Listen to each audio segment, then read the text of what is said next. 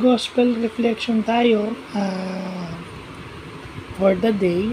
Ito yung Epiphany, no? Yung pagpapakita ng Panginoon, o yung sinasabi nila dati na Three Kings, Feast of the Three Kings, na dati January 6. So ngayon, every first Sunday of January yan. So, Three Kings, ano ba yung journey mo sa buhay? Kasi yung tatlong haring mago naglakbay, di ba? Pero ang kaibahan doon sa mga tatlong haring mago nung nakatunog kumbaga they listen to their faith, they listen to the sound of their conscience, yung anghel o sa panaginip, di ba, na kinausap sila nung anghel na wag nang babalik kay Herodes, na alam naman natin may masamang balak sa ating Panginoon. So yun, di ba? Sa buhay marami tayong madidinig.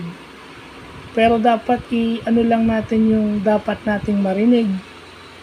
Dapat lang nating makita. Hindi lahat na nakikita natin papansinin, at hindi lahat ng naririnig natin papakinggan. Okay?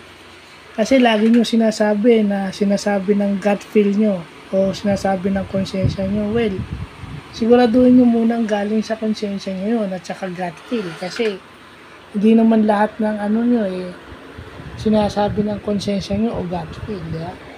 Minsan nadidinig nyo lang din sa ibang tao. Yung may sinasabi nyo dikta ng konsensya is opinion pala ng ibang tao na hindi naman kayo dapat nagpapapek. Diba yung tatlong haring mago, naniwala lang sila dun sa tala at saka dun sa mga anghel na nakita nila. So, pinag-uusapan din dun yung faith and listening to their conscience. Diba sinasabi nga yung the conscience is the voice of God. Paano nyo naririnig na yung Diyos ang nagsasalita sa inyo?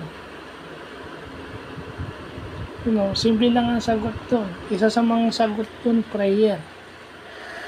Have you ever prayed hard enough o earnestly para marinig yung sinasabi sa inyo ng Panginoong Diyos?